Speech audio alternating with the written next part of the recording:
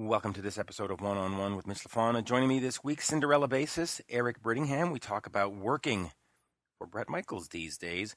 Will Cinderella ever come back? And is he mad at Tom Keifer for being out there doing the stuff solo?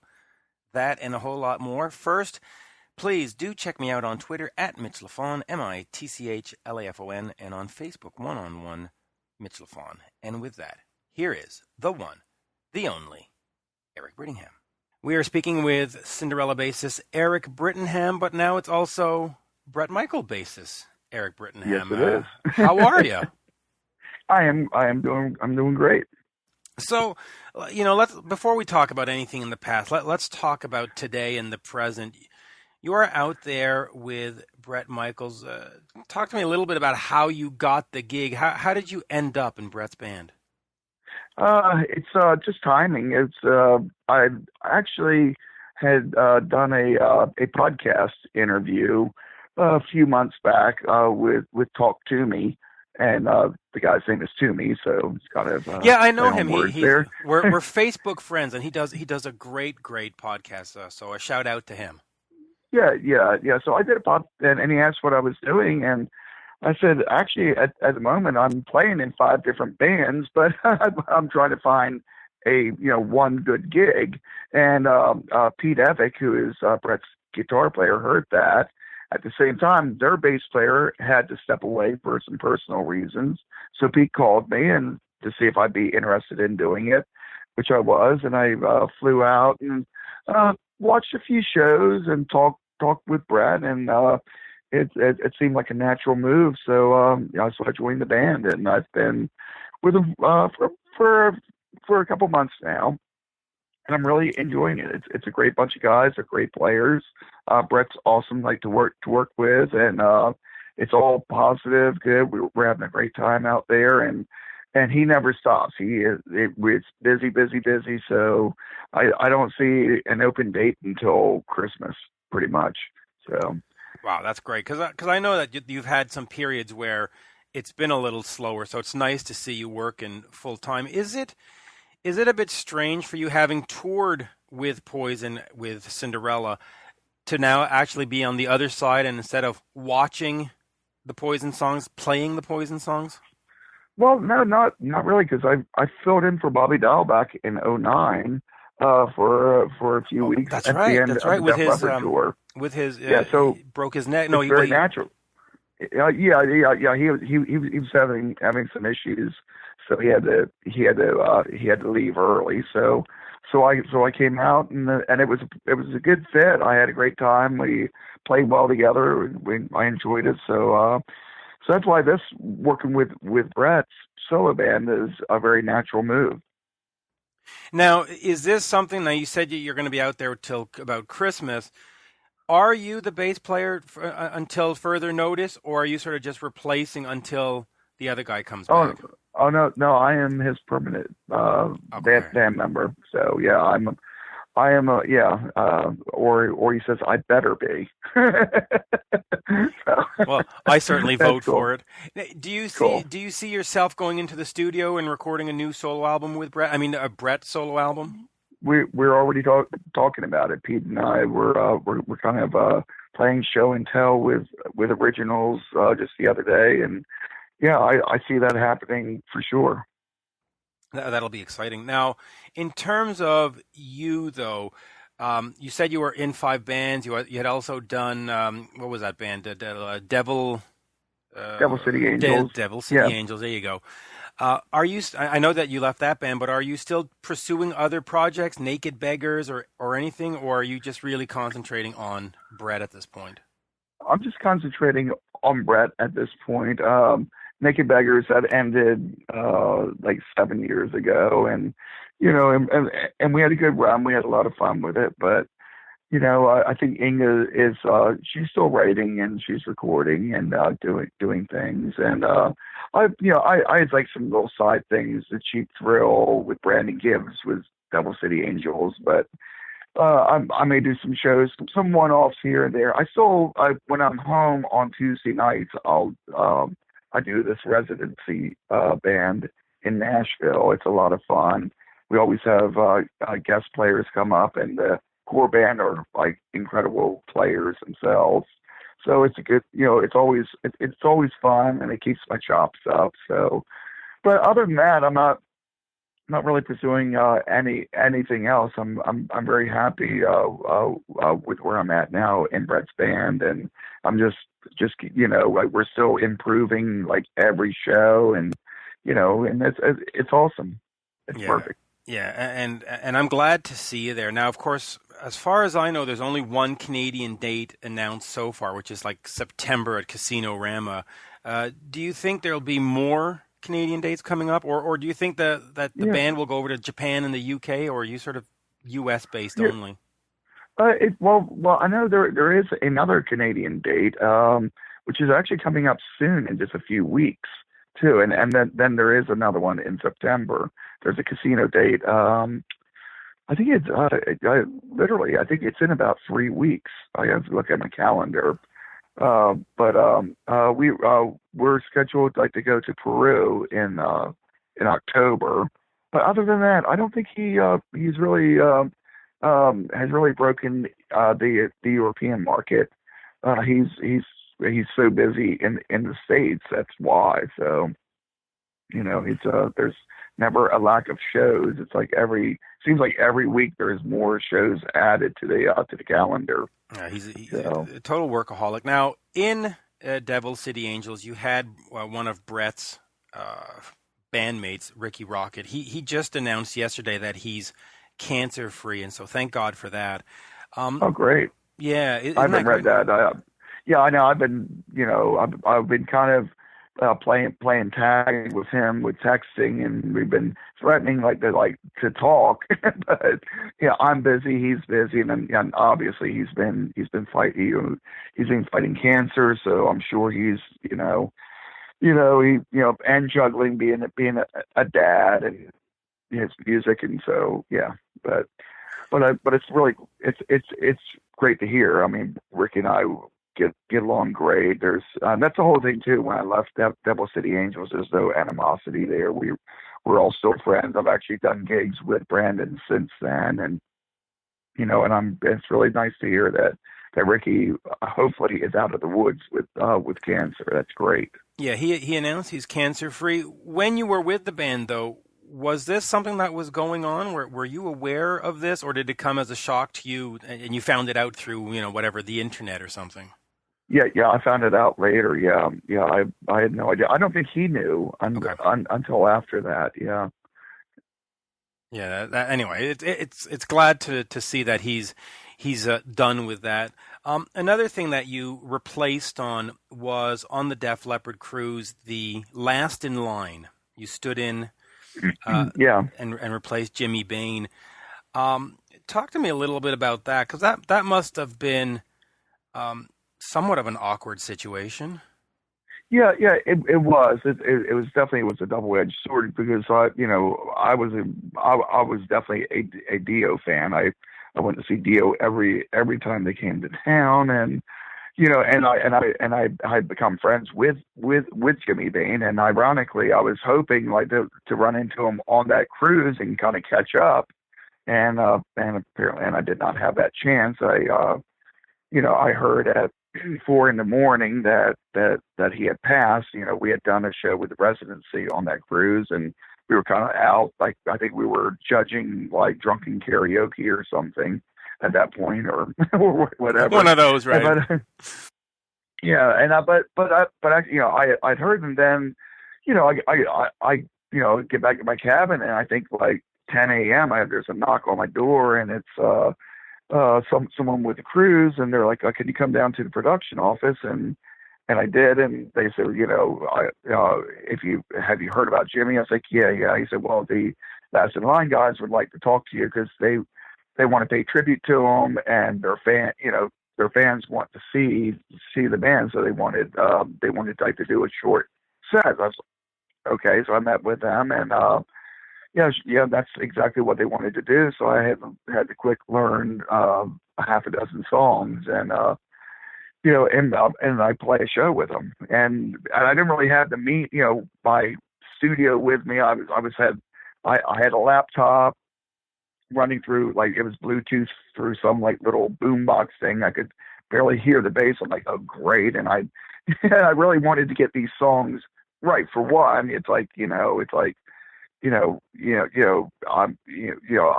want to pay tribute to Jimmy Bain Right. as a bass player. I want to get his parts right, and I'm like going to be on stage with, like, two of my like idols, Vivian Campbell and Vinny Appice. And so I had like about 2 hours like to learn an original and these other songs which I've never played before in my life. So I've heard them. I'm obviously a fan, but anyhow, I went up playing them. I had a great time. I think the guys enjoyed it, and and then they went on and they played, I think, this past summer half a dozen shows, and they picked Phil Soussan, who the singer Andrew Freeman works with Raiding the Rock Vault, and I think he would as a fan would be my perfect choice. Yeah, he's a great choice. So yeah. He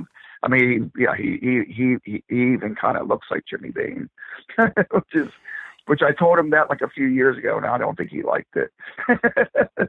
No, but it certainly was a fitting tribute that you were able to get up there and let the music live on for the people on the cruise and for his memory and stuff. So that was.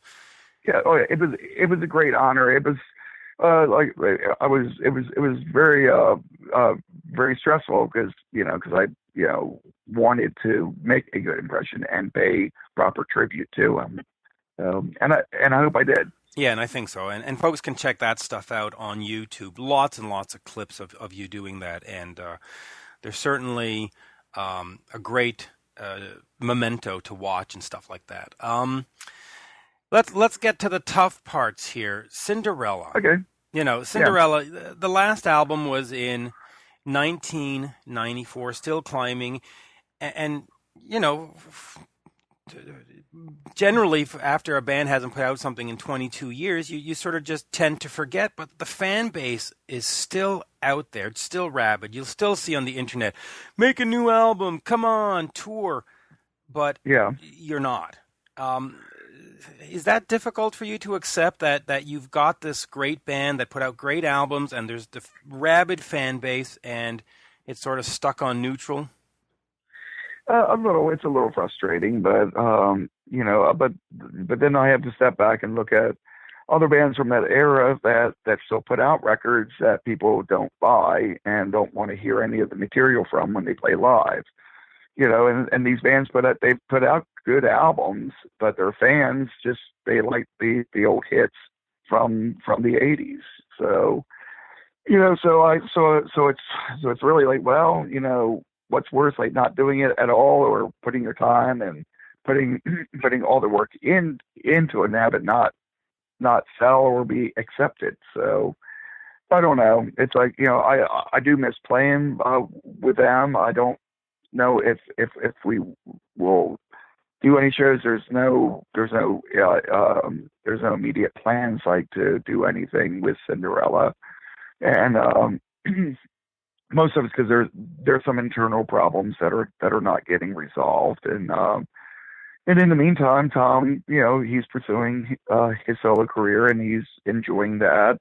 And now I have a gig with Bret, and I'm really enjoying that. So, so musically and creatively, I guess, I speak for myself. I'm happy. Tom's happy, and unless things change within the Cinderella camp, then I don't foresee anything changing anytime soon. As far as us doing gigs. Do you consider the band broken up, or do you consider the band on hiatus? It's on the back burner, like really far back on the burner.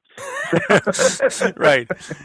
It's on the counter by the coffee maker at this point. Yeah, it's so far back on the burner now. It's on a completely different oven, different stovetop completely. No, But yeah. I mean, it's just like every band has the same kind of problems. There's there's wobbly wheels in every band. So we're just trying to get everybody on the same page. And I mean, like I said, unless that changes, Cinderella is on kind of permanent hiatus. Does the band have to be all four guys, or could you and Tom and one of the other two go out there and get a new guy and call it Cinderella, or would you be like, nope, I'm not comfortable with that? Yeah, I'm not comfortable with that at all. We made an agreement. Well, the band had split up. We had parted ways with Fred before the Still Climbing record, and then after brought in Kevin Valentine. Yeah, and then after getting dropped, the band we disbanded, and then we got back together to do a benefit show in '98 with the four original guys, and it felt really good. And we did a tour, and we've started doing tours every couple of years after that. When we actually started working on new original material for the Sony deal, which went south, and all that, and at that time we agreed that if we were going to continue as Cinderella, it'll be the four original guys. So we are adhering to that. So we could. I mean, there's tons of players. I mean, there's tons of bass players, tons of guitar players and drummers that could fit right in, but it just still isn't. It isn't the same. I can see if it's impossible in Warrant's case, where Janie Lane has passed. It's they have Robert Mason, and he does a fantastic job. He has re-energized that band. That makes sense. But unless it's that situation, I don't. Unless the guys, like I said, like somebody passes, and you can continue on. But as long as the members are still like available, it's like it should be the original band. My opinion. Yeah, I agree. Now, you mentioned the Sony deal, and for those who don't know, you signed to Portrait Records, which was an imprint of Sony. You made an album. Yep. It didn't come out. There was a lot of litigation. You couldn't record. It really sort of stuck the band in the mud. How responsible is that whole deal and that litigation to what's happening with Cinderella now? I mean, did that pretty much kill Cinderella? Not really. It did stifle us, and Tom, being the primary writer for the band, he wrote all this material, and we have it demoed up. We arranged it. We're ready to go, and then get the plug pulled. It's kind of frustrating. That's why his option was, if he wanted to record his material and get it out, do it as a solo artist. He was, he could do that. So that's what he did. Right. And some of those songs came out on that solo album. Most of them. Yeah. Right. Yeah. There was some songs. I mean, pretty much every song on it, we touched on, and most of the songs that were on his solo record were slated for that Cinderella record. So, but I mean, I think he made the right move, like to move on and record it and get his music out. So and he's doing well. He has a great band. He's out. He's having a lot of fun, and he's trying to move forward with it. And and I hope he does well. Man, it is moving forward. And this might be an unfair question, but are you at all upset with him or mad at him that he's doing the solo stuff and not getting the four guys back together? Because no, okay, no, it's not his fault at all. And I, like I said, I don't blame him for doing what he's doing. He's, I mean, he's an artist, and he writes, he has his songs he wants to get out, and I mean, this is his outlet, like, to do it, and I wish him all the best, actually. So. And I mean, it does kind of suck, like, when it's like, well, I'm collateral damage here, it's like, but it's like, but now, I mean, I'm in a good situation, and you make the best of it, Yeah, you really do. And just before we wrap up, I want to ask you about working on the Long Cold Winter session with Cozy Powell on drums. Just he played on some of the demos. I mean, here's a guy who's played with Rainbow, MSG, Whitesnake, Black Sabbath, Thin Lizzy, Jeff Beck. How was it having him in those sessions? Were you in the room with him, or did he do the drumming at some other place and then send you the tapes? Oh no. I mean, he actually stayed at my house while we were recording. So we became really good friends, and like hung out like all the time. He was great, and an awesome drummer. I mean, it's just and it pushed me as a bass player also. It was great. He was a sweet guy, a funny guy, an incredible player, and stories that I cannot repeat that are fantastic. Come on, nobody will hear any of this. Go right ahead. No, I'm just kidding. But yeah, how was that though? Because at the time, Cinderella had some success, but you weren't Cinderella yet. You were still working on the legacy. And here you have this guy who had a legacy. Oh yeah, an idol. Oh yeah, it was great. Kind of like the quote Arthur from the movie Arthur, like Dudley Moore's. It's like, you ever been on a yacht? It doesn't suck. So, you ever play with Cozy Powell? Didn't suck. Did any of his drumming actually end up on the album, or was it really just the demos? Oh yeah. Oh no. Oh no. It was the entire record was him and Denny Carmassi.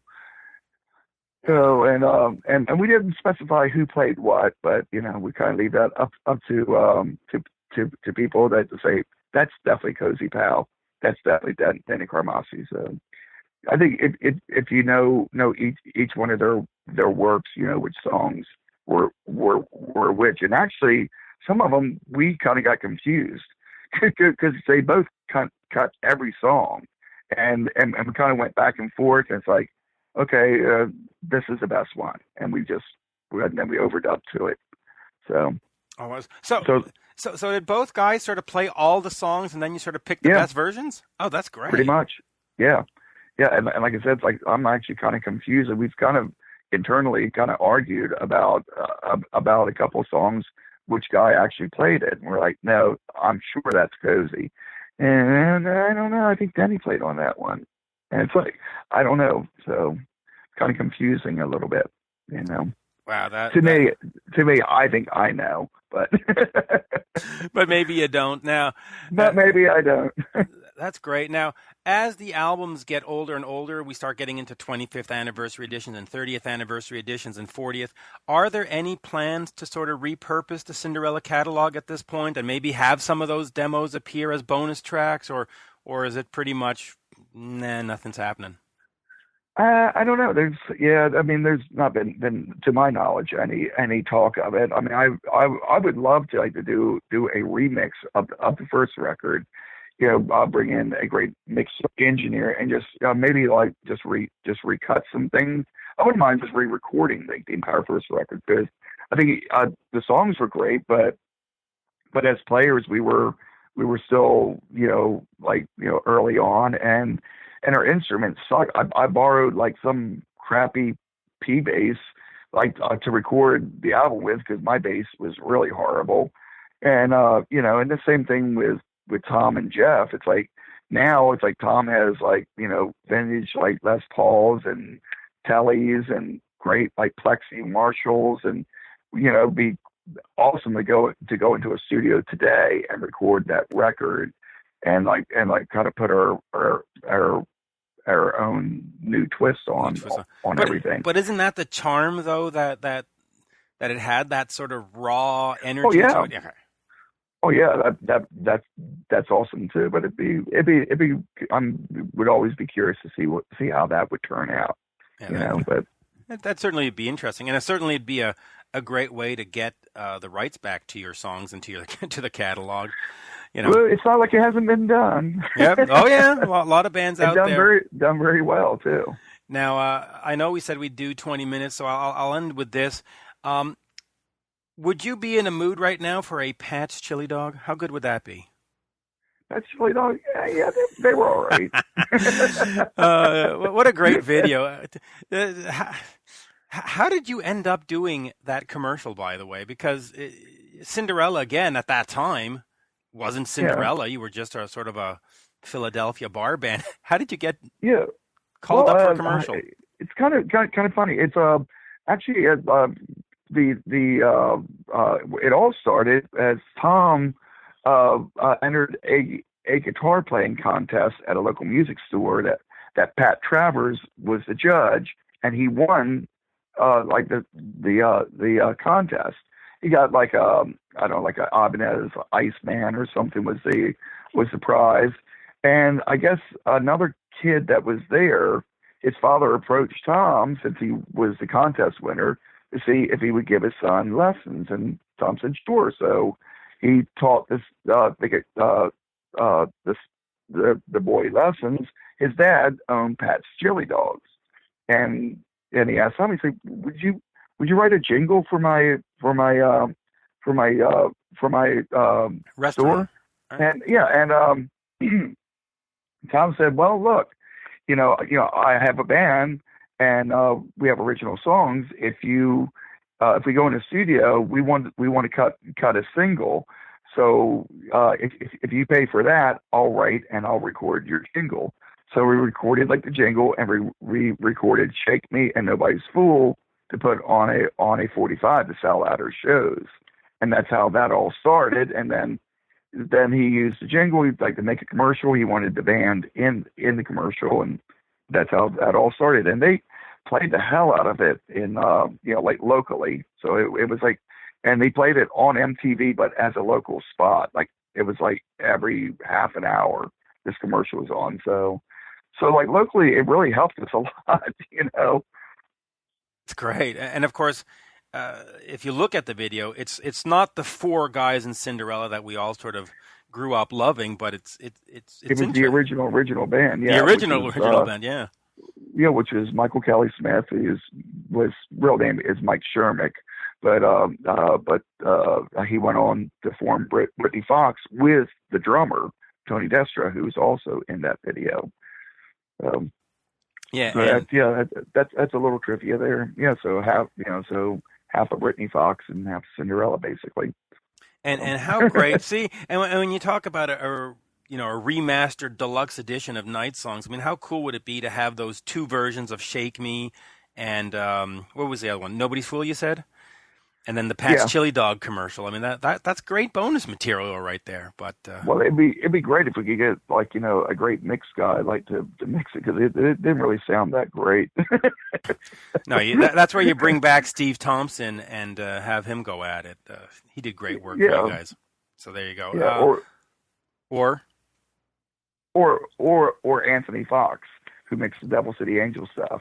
Oh, so he was he was amazing with that. So yeah, Anthony's fantastic. In fact, he did a couple of the tracks, I think, on the Kiss tribute World with Heroes that you were kind enough to be a part of, and ended up raising. Yeah, it was a lot of fun. Yeah, and it ended up raising over $35,000 for the palliative care home. So big thank you awesome. for that. And you played on a song called "Shout Mercy" with Jeff Pear singing, and that version to me is the ultimate version. It just sounds like Bad Company doing a Kiss song. It is just fantastic. It's great. Well, thank you. Yeah, it really is great. Very, very cool.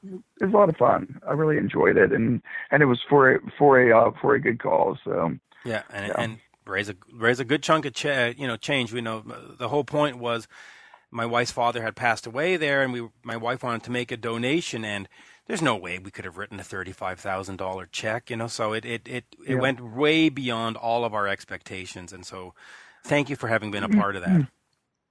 Oh, it was my pleasure. And there you go. Always a pleasure talking to you, Eric. We certainly need to do this again soon, and I certainly hope you get to Canada more often. I do plan on coming up to that Casino Rama show and having a look at that. It's a great venue. It's a heck of a drive for me, but it's worth it. There you go. Yeah. Always a pleasure, Eric. Awesome. Yes. Likewise. Just give me a call anytime. Thank you, sir. And there you have it, folks. My interview with the great Eric Brittingham of Cinderella. And I love saying of Cinderella because I don't want to believe that band is over. Hopefully they will do something in 2017, 2018, and new music is definitely needed from that band. There you have it, folks. That is all for this show. Check me out on Twitter at Mitch Lafon, MITCHLAFON, and on Facebook, one-on-one, Mitch Lafon. And with that, bye for now. Oh my.